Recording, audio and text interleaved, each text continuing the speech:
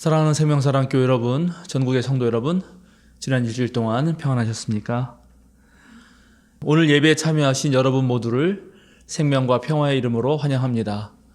오늘은 주연절 첫째 주일입니다. 주연절은 예수님께서 빛으로 오신 그날을 기념하는 절기입니다. 서방 기독교에서는 동방박사가 별을 보고 찾아온 날을 상징하고, 또 우리 동방 기독교에서는 예수님께서 자신의 공생애를 드러내시기 위해서 이제 세례받은 날을 기념합니다. 두 날 다 주님께서 자신을 드러내셨다는 것에 의미를 두고 있습니다. 영어로는 에피파니인데 그것은 신이 자신을 드러냈다라고 하는 그런 뜻을 가지고 있습니다. 새해를 맞아서 우리 일주일간 새벽 기도회 했습니다. 현장에는 한 10분이 같이 참여해 주셨고, 또 영상으로 매일 한 100여 분이 함께 해주셨습니다. 무사히 잘 마쳤습니다. 돌아오는 토요일 1월 15일에 저희가 매년 하는 연탄 봉사가 있습니다. 우리 포도나무 회장님이신 고동욱 집사님께 연락하셔서 많은 또 분이 참여하셔서 함께 하시면 좋겠습니다. 이제 세 번의 징이 울릴 때 새해를 맞아서 몸과 마음을 새롭게 하는 여러분에게 성부, 성자, 성령, 성삼위일체 하나님 베푸시는 하늘의 울림이 함께 하시길 기원드립니다.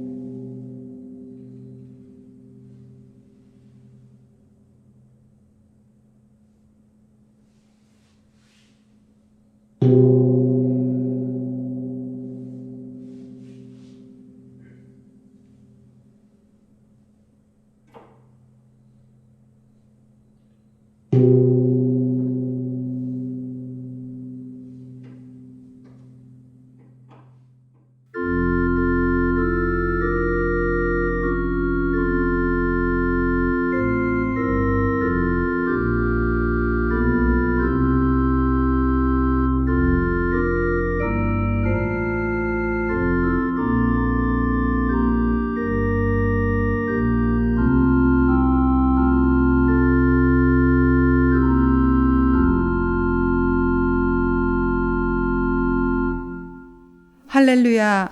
홀로 놀라운 일을 하시는 분, 이스라엘 하나님, 주 하나님을 찬양합니다.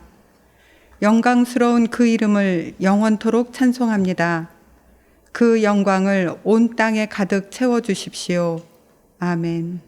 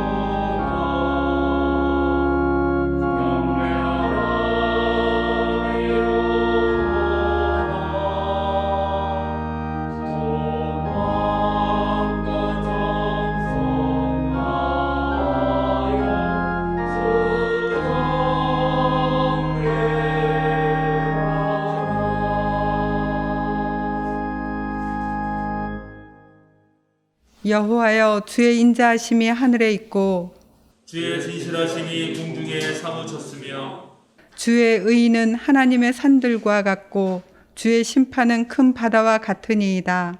여호와여, 주는 사람과 짐승을 구하여 주시나이다. 하나님이여, 주의 인자하심이 어찌 그리 보배로우신지요. 사람들이 주의 날개 그늘 아래에 피하나이다. 그들이 주의 집에 있는 살진 것으로 풍족할 것이라. 주께서 제 복락의 강물을 마시게 하시리이다. 진실로 생명의 원천이 주께 있사오니 주의 빛 안에서 우리가 빛을 보리이다. 주를 아는 자들에게 주의 인자하심을 계속 베푸시며 마음이 정직한 자에게 주의 공의를 베푸소서. 아멘.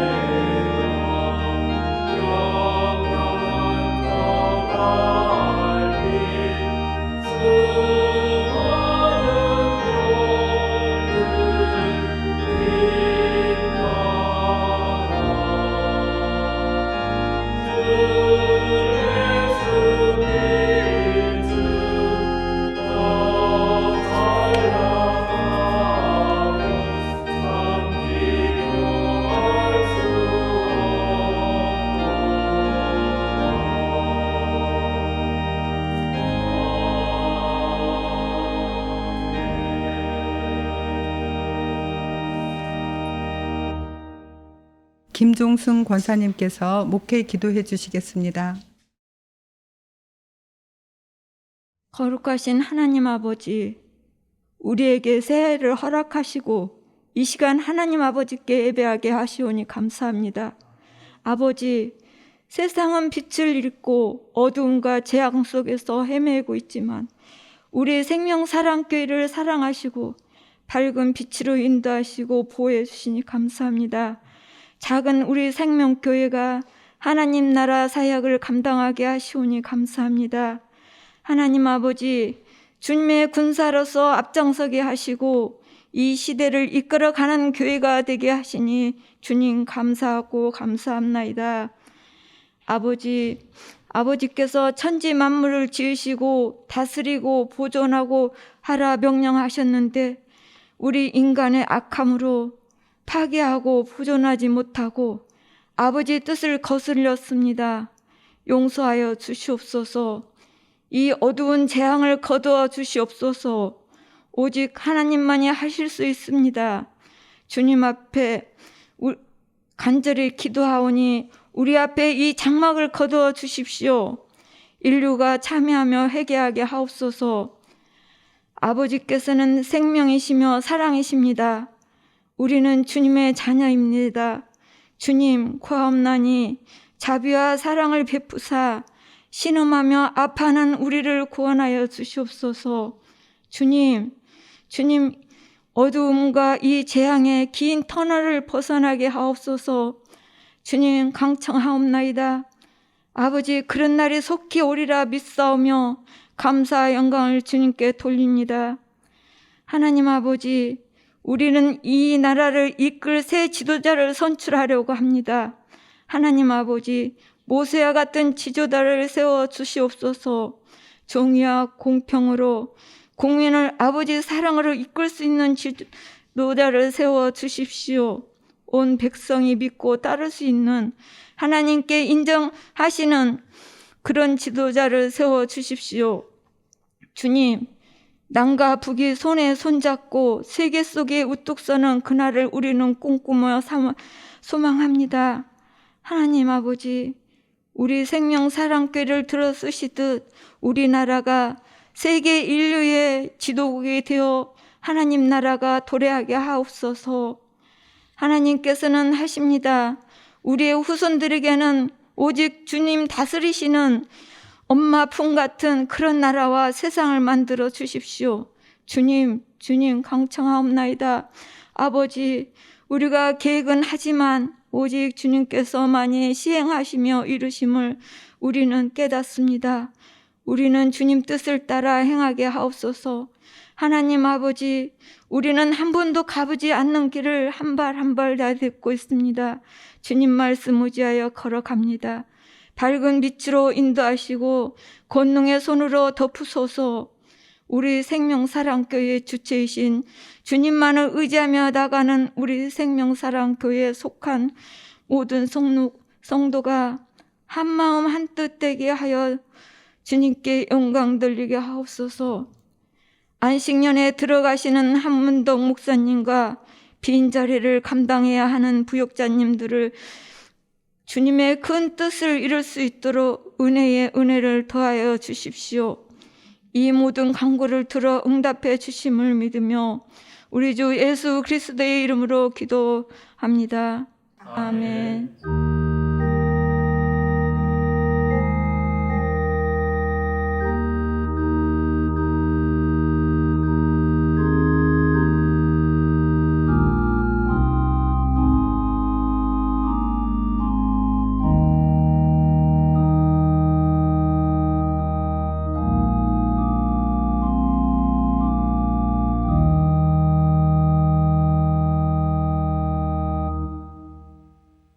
주현절 첫째 주일 우리에게 주시는 하나님 말씀은 이사야서 29장 13절에서 14절, 시편 4편 3절에서 5절, 요한복음서 2장 1절에서 12절 말씀입니다. 먼저 이사야서의 말씀을 저와 함께 한 절씩 교독하시겠습니다. 주님께서 말씀하신다. 이 백성이 입으로는 나를 가까이 하고 입술로는 나를 영화롭게 하지만 그 마음으로는 나를 멀리하고 있다. 그들이 나를 경외한다는 말은 다만 들은 말을 흉내내는 것일 뿐이다. 그러므로 내가 다시 한번 놀랍고 기이한 일로 이 백성을 놀라게 할 것이다. 지혜로운 사람들에게서 지혜가 없어지고 총명한 사람들에게서 총명이 사라질 것이다. 다음은 시편 4편 3절에서 5절 말씀입니다. 저와 함께 한 절씩 교독하시고 마지막 절은 함께 봉독하겠습니다.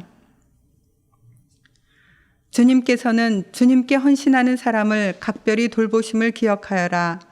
주님께서는 내가 부르짖을 때에 들어주신다. 너희는 분노하여도 죄짓지 말아라. 잠자리에 누워 마음 깊이 반성하면서 눈물을 흘려라. 다 같이 올바른 제사를 드리고 주님을 의지하여라. 마지막으로 요한복음서 2장 1절에서 12절의 말씀을 저와 함께 한 절씩 교독하시겠습니다. 사흘째 되는 날에 갈릴리 가나에 혼인잔치가 있었다. 예수의 어머니가 거기에 계셨고 예수와 그의 제자들도 그 잔치에 초대를 받았다. 그런데 포도주가 떨어지니 예수의 어머니가 예수에게 말하기를 포도주가 떨어졌다 하였다. 예수께서 어머니에게 말씀하셨다. 여자여, 그것이 나와 당신에게 무슨 상관이 있습니까? 아직도 내 때가 오지 않았습니다. 그 어머니가 일꾼들에게 이르기를 무엇이든지 그가 시키는 대로 하세요 하였다. 그런데 유대 사람의 정결 예법에 따라 거기에는 돌로 만든 물 항아리 6이 놓여 있었는데 그것은 물 2-3동이들이 항아리였다. 예수께서 일꾼들에게 말씀하셨다. 이 항아리에 물을 채워라. 그래서 그들은 항아리마다 물을 가득 채웠다. 예수께서 그들에게 말씀하시기를 이제는 떠서 잔치를 맡은 이에게 가져다 주어라 하시니 그들이 그대로 하였다. 잔치를 맡은 이는 포도주로 변한 물을 맛보고 그것이 어디에서 났는지 알지 못하였으나 물을 떠온 일꾼들은 알았다. 그래서 잔치를 맡은 이는 신랑을 불러서 그에게 말하기를 누구든지 먼저 좋은 포도주를 내놓고 손님들이 취한 뒤에 덜 좋은 것을 내놓는데 그대는 이렇게 좋은 포도주를 지금까지 남겨두었으려 하였다. 예수께서 이 첫 번 표징을 갈릴리 가나에서 행하여 자기의 영광을 드러내시니 그의 제자들이 그를 믿게 되었다. 이 일이 있은 후에 예수께서는 그의 어머니와 형제들과 제자들과 함께 가버나움에 내려가셔서 거기에 며칠 동안 머물러 계셨다. 아멘. 장순아 집사님의 특송 후에 표징과 믿음이라는 제목으로 목사님의 말씀이 있겠습니다.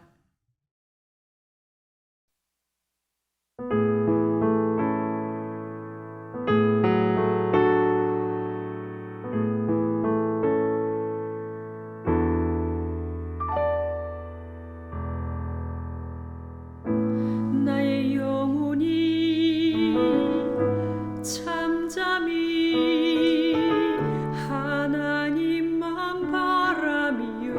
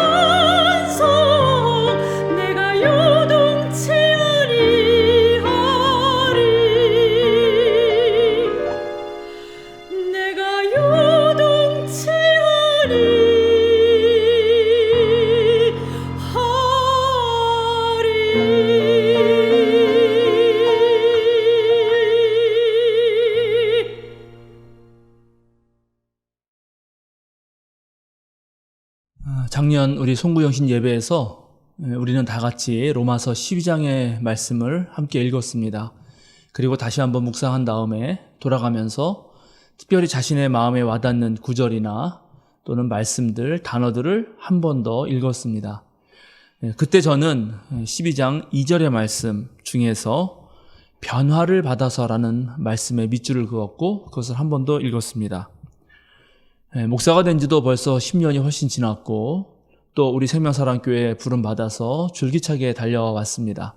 신학을 공부한 지는 25년이 다 되어 가는데 이제 한 번쯤은 어떤 매듭을 짓고 그 매듭을 기반으로 해서 다시 한번 도약이 필요하지 않을까 하는 생각이 들었던 것 같습니다.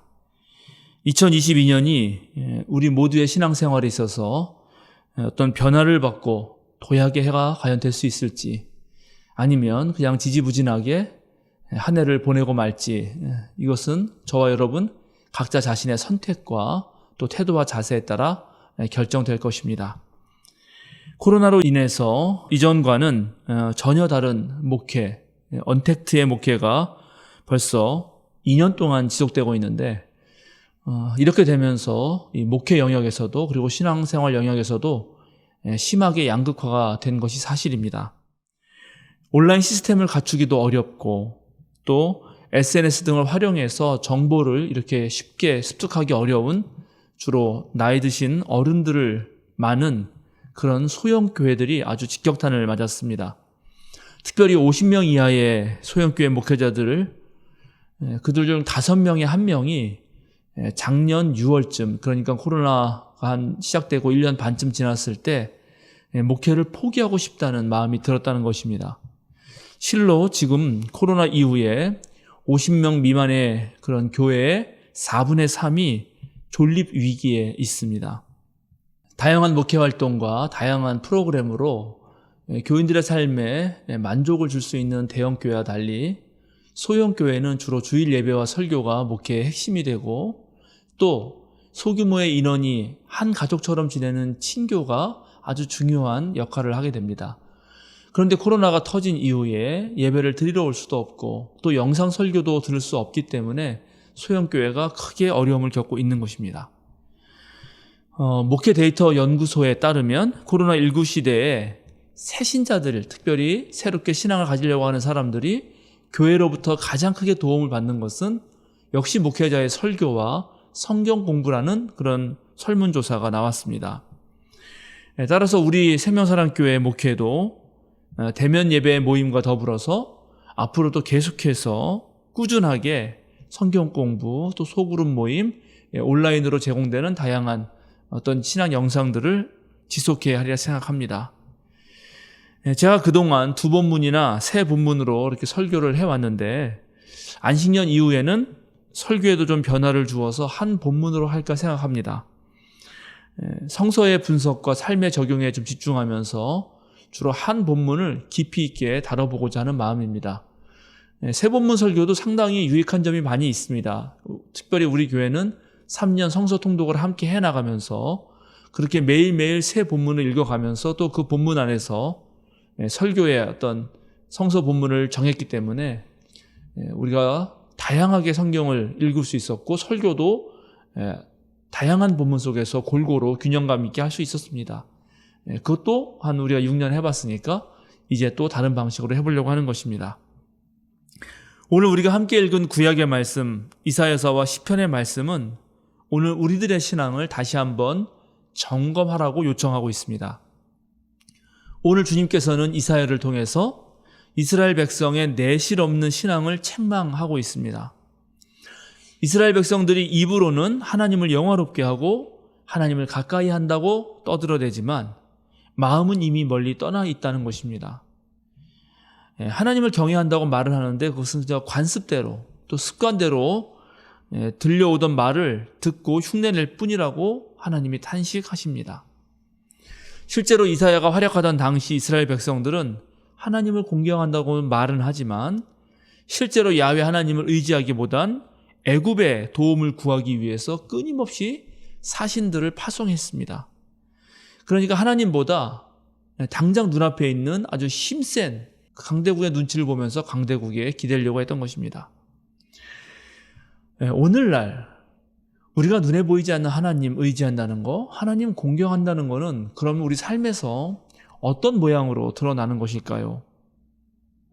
아마도 그것은 공평과 정의를 택하고 탐욕을 벌이는 거, 언발에 오줌 누기식으로 당장의 공경만을 면하라고 하는 것이 아니라 그 근원을 차분히 살펴봐서 아주 근본부터 치료하는 것, 주님의 때를 기다리면서 어려움들을 견뎌내는 것, 참다운 인간성을 지키기 위해 하나님과의 약속을 어기지 않는 것, 주님의 계명에서 벗어나지 않도록 정말 끈질기게 노력하는 것, 돈이 최고라고 하는 이 자본주의 삶의 방식에 맞서서 생명, 정의, 평화, 사랑과 같은 우리 그리스도교의 가치를 굳건히 지켜내는 것, 아마 이런 것들이 보이지 않는 하나님을 의지하는 모습일 것입니다. 예수 그리스도를 따르고 하나님을 섬기는 사람의 마음이 그 진정성을 상실하면 더 이상 그리스도인이라 말하기 어렵습니다. 우리가 때때로 무지해서 실수할 수도 있고 또 어리석어서 우상숭배에 빠질 수도 있겠지만 또 그것도 문제가 되겠지만 내가 그리스도인이라고 하면서 겉다르고 속다른 일을 한다는 것은 정말 절대 해서는 안 되는 일입니다. 자기 자신을 속이는 자가 진보할 수는 없습니다. 오늘 이사야서 말씀 중에 들은 말을 그저 흉내낼 뿐이다 라고 하는 경고가 있는데 이것도 깊이 묵상해 볼 말씀입니다. 믿음은 들음에서 난다는 말이 있듯이 하나님 말씀을 경청하고 또 믿음의 선배들의 말에 귀를 기울이는 것은 그 자체로는 매우 소중한 일입니다. 실로 그렇게 잘 듣는 것에서 믿음의 싹이 생겨나기 때문입니다. 그런데 그것보다 더 중요한 것은 그렇게 들은 말을 내 삶에서 적용해보고 실천해보는 것입니다. 내가 직접 생각해보고 내가 해보아서 내 것으로 만들어야지 그냥 주워 들은 말을 아무런 반성이나 점검 없이 바로 남에게 전달하는 것은 나도 모르는 사이에 거짓이 되기 때문입니다. 자기 물음과 자기만의 대답 없이 그저 주워 들은 말만 하는 사람은 진짜 실력을 가진 자 앞에서 아주 어떤 힘도 발휘할 수 없이 그냥 무력하게 됩니다. 그래서 오늘 말씀에서 하나님이 등장하시면 지혜롭다고 또 총명하다고 자신을 내세우던 자들이 꿀먹은 벙어리가 된다고 그렇게 말하는 것입니다. 제가 최근에 스위스 찌리 개혁교회 총회에서 발간한 성경 해설집 한 권을 구입했습니다. 한 15년 전 더 되는 것 같은데 한 20년 되는 것 같은데 벌써 20년 전에 제가 독일 성서공회 해설판 성경을 구입해서 그것으로 정말 큰 도움을 받았습니다. 그런데 이번에 또 좋은 성경 해설집이 번역된 것입니다. 2010년에 만들어진 것인데 번역은 번역해서 나온 거는 작년 말입니다. 제가 너무 기분이 좋았습니다. 그런 성경책 하나 이렇게 해설집 읽고 있으면은 정말 너무나 부럽습니다. 그런 성서공회, 각국의 성서공회들이 각 신학자들을 모아서 이렇게 합의된 해설집을 내는데 그 해설집의 수준이 정말 다르기 때문입니다. 우리 한국 개신교는 한참 멀었구나 하는 그런 생각도 하게 됩니다. 오늘 시편 저자도 우리에게 몇 가지 조언을 합니다. 올바른 제사를 드리고 이사야 예언자처럼 역시 주님만 의지하라고 말하고 있습니다. 우리가 영과 진리로 하나님께 예배 드린다고 하면 사실 시간과 장소는 그렇게 문제될 것이 아닙니다. 하나님 앞에서 실로 내가 어떤 존재가 되는가, 그것이 가장 중요한 문제이기 때문입니다. 올바른 제사라고 하는 거, 올바른 예배라고 하는 것은 진정으로 우리 삶에서 드러나는 것입니다. 성경이 아니라 생활의 밑줄을 그어야 한다라고 말했던 기형도 그 시인의 한 구절처럼 정말 우리가 주님만 의지하고 진정한 예배를 드리는 사람은 내 존재가 변하고 삶이 구별되는 것입니다. 분노할 때도 죄짓지 말라는 말도 우리 일상과 관련된 말입니다. 불의를 보고 분노할 줄 모르는 사람이 되면 안 되죠. 그것은 노예의 삶입니다. 부패한 자들에게는 맞서 싸워야 되고 당연히 분노를 해야 합니다. 그러나 그 분노가 거룩하려면 분노의 과정과 표출하는 그런 모든 것이 악에 물들어서는 안 됩니다. 우리가 해야 할 말은 정확하게 하면서 자신의 감정을 조절하면서 또 이성을 잃지 않으면서 말할 줄 알아야 하는 것입니다. 혹시라도 우리 자신이 잘못했다면 그것은 정말 밤을 지새워 눈물을 흘리며 회개해야 합니다. 우리 잘못할 수 있습니다. 누구나 우리는 실수하는 존재이니까요. 그러나 같은 실수와 같은 잘못을 여러 번 반복해서는 안 됩니다. 잘못을 했다면 그것을 정말 철저하게 회개하면서 고칠 때 우리는 성장하고 성숙할 수 있기 때문입니다. 우리 믿음의 사람들이 그러한 삶의 자세와 태도를 가지고 일관되게 행동하면서 살아간다면 그 사람의 삶 속에서 바로 표징이 일어납니다. 아무리 숨겨두라고 해도 빛은 새어나오는 법입니다. 어둠이 깊을수록 더욱더 그러합니다. 정말 위기의 순간에 믿음은 빛을 발하고 지도력은 더욱더 드러나는 법입니다. 오늘 우리가 함께 읽은 요한복음서는 바로 그런 위기의 순간을 다루고 있습니다. 혼인잔치가 벌어졌는데 포도주가 떨어졌습니다. 잔치날에 술이 떨어진다는 것은 정말 흥을 다 깨는 거죠. 잔치를 주관하는 사람들에게는 매우 당혹스러운 일입니다. 이런 위기의 상황을 빠르게 인식하고 대처한 분이 계셨는데 바로 예수님의 어머니입니다. 예수의 어머니는 아들 예수께 가서 포도주가 떨어졌다 이렇게 말을 하고 일꾼들에게 가서는 예수가 시키는 대로 하여라 라고 말을 합니다. 예수님은 돌 항아리 6개에 물을 가득 채워라 이렇게 말을 하고 또 일꾼들이 그렇게 하자 이제 그것을 떠서 잔치 맡은 사람에게 가져다 주라 했더니 정말 물이 포도주가 되어 있었습니다. 이 사건을 요한복음서 저자는 첫 번째 표징이라고 말하면서 예수님의 영광을 드러낸 사건이라고 말하고 이 사건으로 인해서 그의 제자들이 믿었다라고 표현합니다. 오늘 요한복음서 저자는 도대체 언제 물이 포도주가 되었을까? 돌 항아리에 물을 부었을 때 포도주가 됐을까? 아니면 그거를 떠서 잔치 맡은 사람에게 가져줬을 때 포도주가 됐을까? 아니면 하객들이 술을 마시는 그 순간에 포도주가 됐을까? 그런 것에는 관심이 없습니다. 그건 중요한 게 아니라는 것입니다. 훨씬 더 다른 말을 뭔가 하고 싶은 말이 있습니다. 그게 뭘까요? 혼인잔치와 포도주라는 것은 전통적으로 이스라엘의 종말론적 구원을 상징하는 전형적인 메시지입니다. 유대교인들은 이 세상의 마지막 날이 되면 하나님이 직접 잔치를 베푸실 거라고 그렇게 생각했습니다. 지난주 성서 본문이었던 이사야서 25장 6절을 제가 한번 읽어보겠습니다. 만군의 주님께서 이 세상 모든 민족을 여기 시온산으로 부르셔서 풍성한 잔치를 베푸실 것이다. 기름진 것들과 오래된 포도주, 제일 좋은 살코기와 잘 익은 포도주로 잔치를 베푸실 것이다. 여기 지금 계속해서 포도주가 반복되고 있지 않습니까?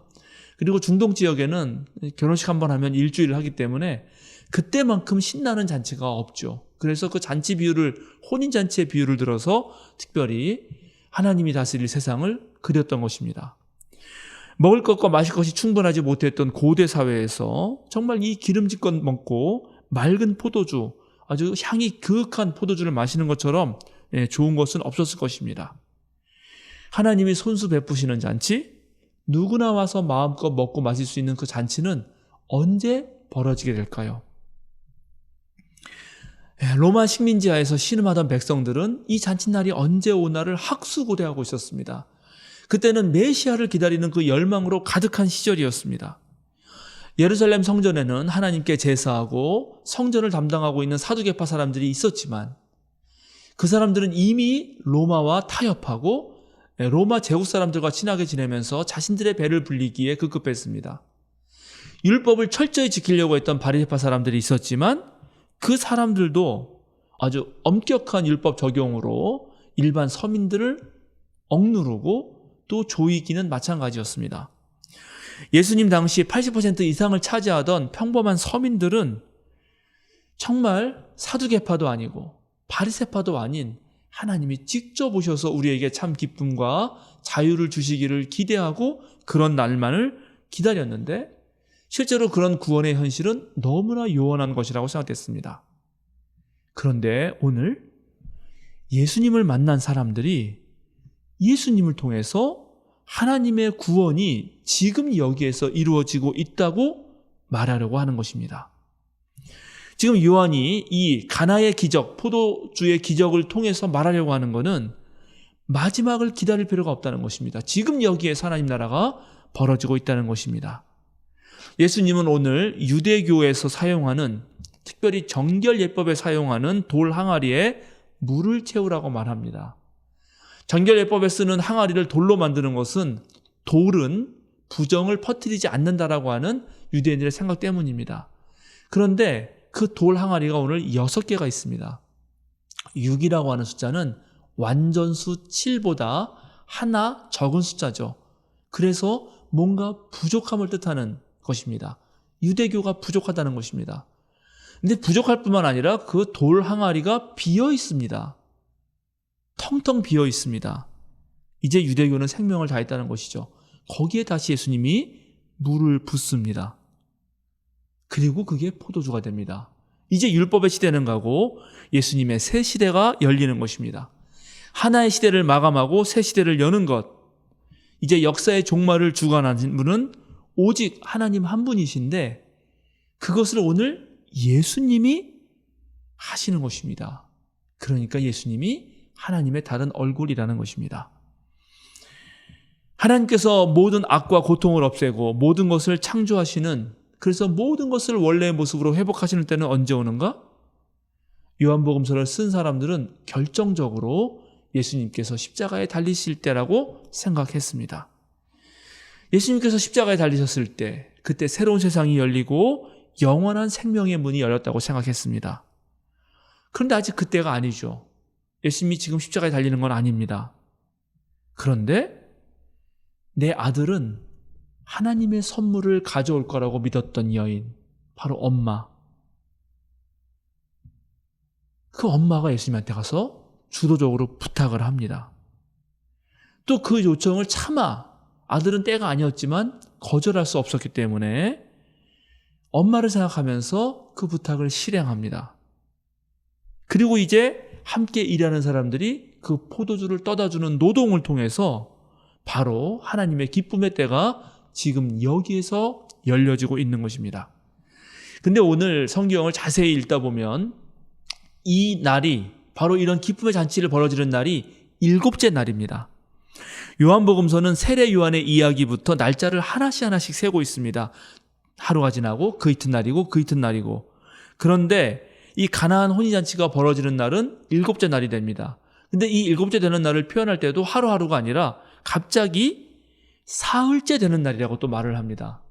그런데 이 사흘째 되는 날이라고 할 때 이걸 유대인들이 읽으면 어떤 생각이 퍼뜩 떠오르냐면 바로 사흘째 되는 날이라고 하는 말은 구약의 유대 전통에서 시내산에서 바로 율법을 수여하시기 위해서 등장하는 하나님 이야기와 항상 연결되는 날입니다. 그리고 신약에 와서는 예수님의 부활을 상징하는 날입니다. 그러니까 오늘 요한복음서 저자가 또 하고 싶은 말은 율법과 계명에 담긴 그 하나님의 뜻이 온전히 예수에게서 드러났고 이제 종말적 구원의 때는 예수님께서 영광을 받으신 그 부활과 관련이 있다고 하는 사실을 말해주고 싶었던 것입니다. 게다가 붉은 포도주는 바로 우리의 모든 죄를 씻어주는 예수님의 피를 상징하는 것이었습니다. 하나님께서는 6일 동안 모든 것을 창조하시고 마지막 날에 안식하십니다. 그 7째 날에. 그리고 그날을 거룩히 지키라고 하는데 바로 그날 오늘 예수님이 잔치를 여시는 것입니다. 모세를 통해서 율법을 받은 출애굽 공동체는 그날 하나님 앞에서 자신들은 하나님의 백성이라고 그렇게 외쳤습니다. 주님께서 말씀하신 모든 것을 우리가 실천하겠습니다. 주님께서 말씀하신 모든 것을 우리가 실천하겠습니다라고 계속 외쳤습니다. 이제 예수의 제자들은 말씀이 육신이 되어서 이 땅에 오신 예수님, 비록 이 적대적인 세상에 의해서 십자가 처형을 당했지만 우리 부활하신 그 예수님을 기억하면서 매주일 모여서 떡을 나누고 또 포도주를 나누면서 초대 그리스도인들은 매주 잔치를 벌였던 것입니다. 그러니까 오늘 요한복음서의 이 표징은 예수님을 만나서 매 주일마다 함께 모여 예배하고 음식을 나누던 이들의 체험담이라고 할 수 있습니다. 유대교인들은 마지막 날의 잔치를 기대하고 기다릴지 모르지만 우리들은, 이 요한복음서 공동체인 우리들은 매주일 하나님과 함께, 예수님과 함께 마지막 나라의 그 잔치를 베푼다고 하는 것입니다. 오늘 요한 공동체는 예수님을 통해서 새 시대를 알리는 나팔이 이제 울렸다고 말하고 있습니다. 바로 우리 자신들이 그 새 시대를 알리는 사람들이고 우리는 이미 그것을 체험한 사람들이라고 말하고 있습니다. 이 새로운 시대는 율법을 대체하고 마지막 날에 있을 잔치의 기쁨을 지금 여기서 누릴 수 있다고 자신 있게 말하고 있습니다. 이전 포도주도 물론 맛있겠지만 이 새 포도주가 훨씬 더 귀하고 맛있다고 자랑하고 있습니다. 오늘 우리 시대에도 정말로 새로운 변화를 요청하는 소리가 곳곳에서 들립니다. 최근에 제가 신천지에서 등기를 받았는데요. 등기가 왔길래 이게 뭔가 봤더니 신천지에서 보낸 목사님 열심히 신천지 유튜브 보시라고 보낸 겁니다. 아직도 이단이 횡행하고 또 실제로 이단 관련 이야기들을 주변에서 많이 들을 수 있고 많은 사람들이 거기에 빠집니다.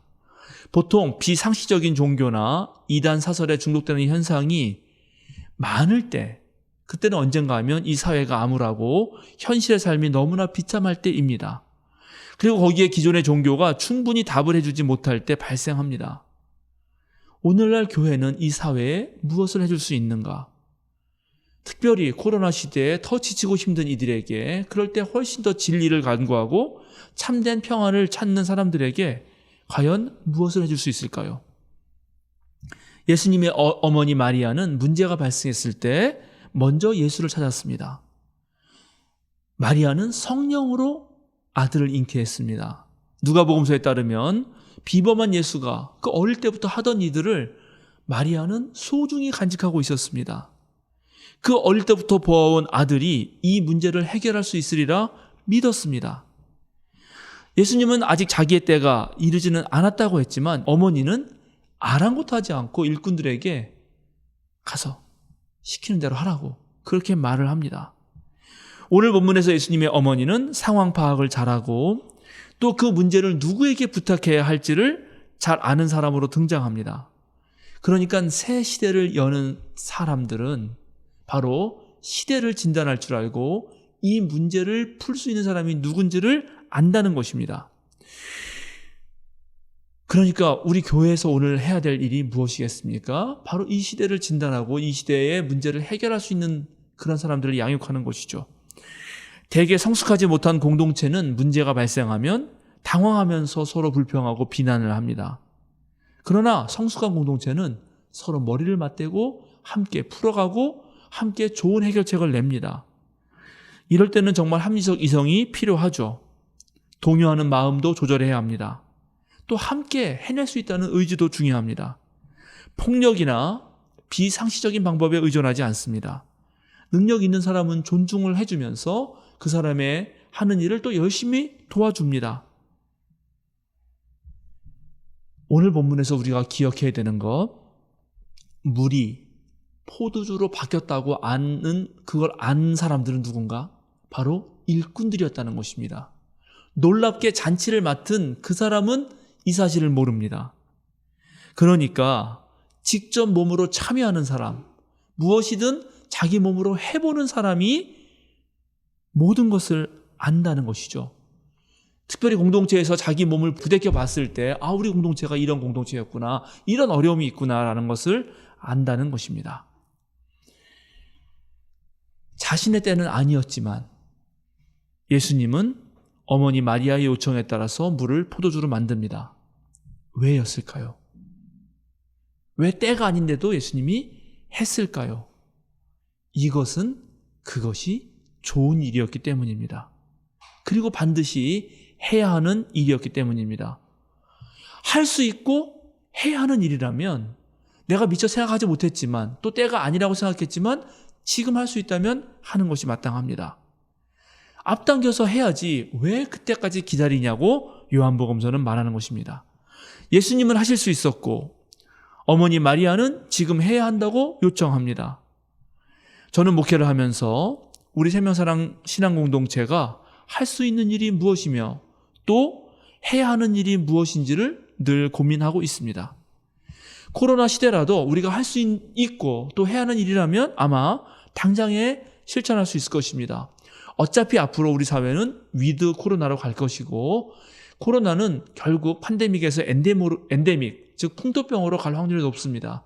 그러니까 우리가 지혜롭게 할 수 있는 것들을 잘 해내면 됩니다. 오늘 예수님은 물을 포도주로 만드셔서 하나님 나라의 잔치를 지속시키심으로써 자신의 영광을 드러내고 제자들은 이제 그를 믿는 믿음에 이르게 됩니다. 오늘 우리 교회도 우리가 할 수 있는 일들을 통해서 하나님의 영광을 드러낼 수 있을 것입니다. 그리고 많은 사람들이 우리가 하는 일을 통해서 믿음에 이르게 될 것입니다. 우리가 영웅이 오기만을 기다리는 사람이 아니라 지금 여기서 새 시대를 열어가는 사람이 되려면 예수님의 어머니처럼 때로는 과감하게 나설 필요도 있습니다. 그저 손님으로 혼인잔치에 왔지만 예수님의 어머니도 손님으로 온 거고 예수님과 그의 일행도 손님으로 왔습니다. 그런데 주인처럼 나섰던 것입니다. 그럴 때 모든 문제가 해결되고 잔치가 즐겁게 될 수 있는 것입니다. 사랑하는 생명사랑교회 여러분, 전국의 성도 여러분, 교회의 머리요, 주인은 예수님 맞습니다. 그러나 그 예수님이 우리를 친구로 삼아주시고 우리에게 모든 것을 맡겨주시고 우리에게 보혜사 성령까지 보내주셨습니다. 그러니 우리 모두는 이제 주인이 될 수 있습니다. 그리고 우리가 이제 하나님 나라 잔치를 이어나가야 합니다. 우리의 수고와 노력이 하나의 이 시대의 표징이 될 것입니다. 표징은 믿음을 불러일으키고 믿음은 또 다른 기적들을 만들어내고 하나님의 영광을 드러낼 것입니다. 2022년에도 우리 모두가 한 마음이 되어서 우리 주님께 영광을 돌리는 그런 한 해가 되시길 주님의 이름으로 축원합니다. 함께 기도하겠습니다. 기쁨의 잔치를 베푸시고 우리를 초대해 주시는 하나님, 주님과 함께하는 자리가 언제나 즐겁고 행복합니다. 때로 그 행복한 시간을 깨트리고 소중한 시간들을 망치는 위기들이 찾아옵니다. 그럴 때마다 저희가 온전히 주님 앞에 나와 지혜를 구하게 하시고 기도하며 말씀 가운데 서로 한마음 한뜻이 되게 하여 주소서. 올바른 예배를 드리고 주님만을 의지합니다. 올 한 해도 우리가 열심히 주님의 길을 따르게 하시고 때를 앞당겨서 지금 여기에서 하나님의 영광을 드러내는 표징의 교회가 되게 하여 주소서. 말만이 아니라 삶으로, 입술만이 아니라 진정한 마음으로 우리 주님을 섬기게 하소서. 예수 그리스도의 이름으로 기도드립니다. 아멘.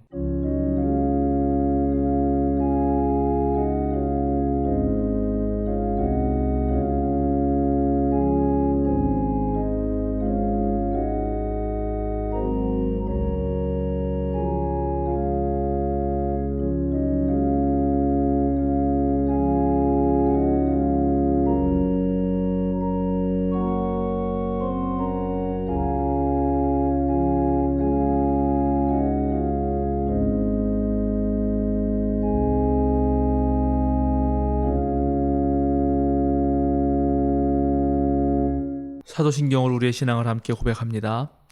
나는 전능하신 아버지 하나님 천지의 창조주를 믿습니다. 나는 그의 유일하신 아들 우리 주 예수 그리스도를 믿습니다. 그는 성령으로 잉태되어 동정녀 마리아에게서 나시고 본디오 빌라도에게 고난을 받아 십자가에 못 박혀 죽으시고 장사된 지 사흘 만에 죽은 자 가운데서 다시 살아나셨으며 하늘에 오르시어 전능하신 아버지 하나님 우편에 앉아 계시다가 거기로부터 살아있는 자와 죽은 자를 심판하러 오십니다. 나는 성령을 믿으며 거룩한 공교회와 성도의 교제와 죄를 용서받는 것과 몸의 부활과 영생을 믿습니다. 아멘. 함께 찬송 부르겠습니다. 464장 믿음의 새빛을 찬양합니다.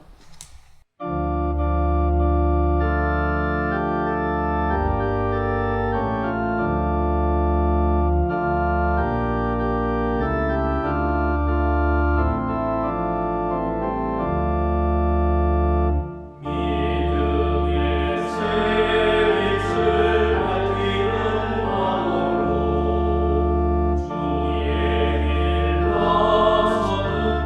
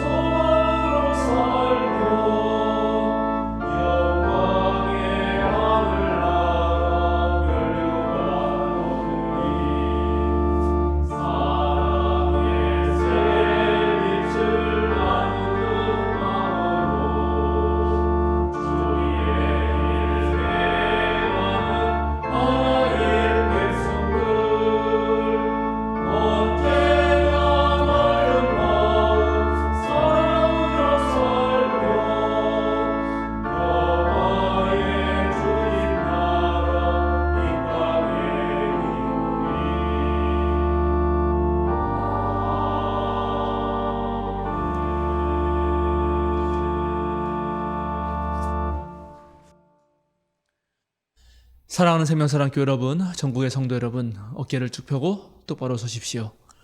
세상으로 힘차고 당당하게 나아가십시오. 자유인으로 사십시오.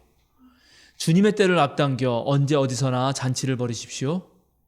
여러분 가시는 곳마다 예수님의 복음을 전하시어 하나님의 영광을 드러내십시오. 축도하겠습니다. 이제는 우리 주 예수 그리스도의 은혜와 하나님의 무한하신 사랑과 성령님의 거룩한 친교가 주님께서 베푸시는 생명의 잔치자리에 늘 함께하는 생명사랑 교우들과 이 시간 함께 예배하는 모든 성도들 위해 아픈 세상에서 구원을 갈망하는 모든 이들에게 지금부터 영원토록 함께 하시기를 간절히 축원하옵나이다. 아멘.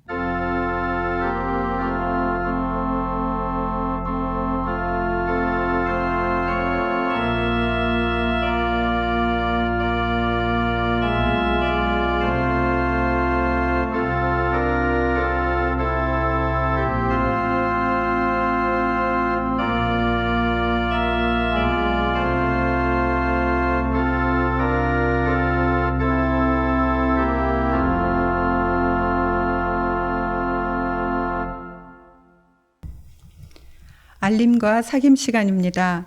오늘은 주연절 첫째 주일입니다. 현장 대면 예배와 온라인 예배를 병행합니다. 대면 예배는 금요일 저녁 5시 촬영으로 또 주일 오전 11시로 드립니다. 정부 지침에 따라 주일 오전 11시에는 백신 접종자에 한해서 70% 참여 가능합니다. 백신 접종을 못하신 분들은 온라인 예배와 금요일 저녁 5시 예배에 참여해 주시기 바랍니다. 새해맞이 새벽 기도회를 잘 마쳤습니다. 현장에서는 매일 10여 명이 참석하셨고 온라인으로는 100여 명가량 함께 하셨습니다. 2021년 기부금 영수증을 발행합니다. 교회에서 받아가시거나 우편으로 받으실 분들은 교역실로 연락 주시기 바랍니다. 이번 주 토요일 15일 오전 10시 연탄 봉사가 있습니다. 장소는 4호선 당고개역입니다. 어른 기준 25명에서 35명의 참여가 필요합니다. 가능하신 분들은 주간부서 포도나무회 회장 고동욱 집사님께 신청하시면 되겠습니다. 다음 주일은 여신도회 주일입니다. 여신도회가 예배를 주관하고 설교는 신민정 주목님이 해주시겠습니다. 1월 23일 주일 예배 직후에는 공동의회가 있습니다. 2021년 결산 보고 및 22년 예산 확정, 2021년 목회 보고 및 22년 목회 계획 보고와 감사 보고가 있습니다. 예배 영상에 들어가는 교우 소개 녹화와 생명사랑 말씀 묵상 녹음에 참여해 주시기 바랍니다. 생명사랑 CR 미션에 모두 동참해 주시기 바랍니다. 성경 통독 과정을 3년차 진행 중입니다. 열심히 참여해 주시기 바랍니다. 이번 주 생일은 10일 임진희 교우, 12일 장신혜 집사님, 한문덕 목사님, 송실 전도사님, 15일 문서연 집사님이 있습니다. 축하해 주시기 바랍니다. 오늘 함께 예배드릴 수 있어서 감사합니다. 오늘 누린 은혜가 힘이 되어 한 주간 승리하시기 바랍니다. 다음 주 이 시간에도 함께 모여 예배드리겠습니다. 감사합니다.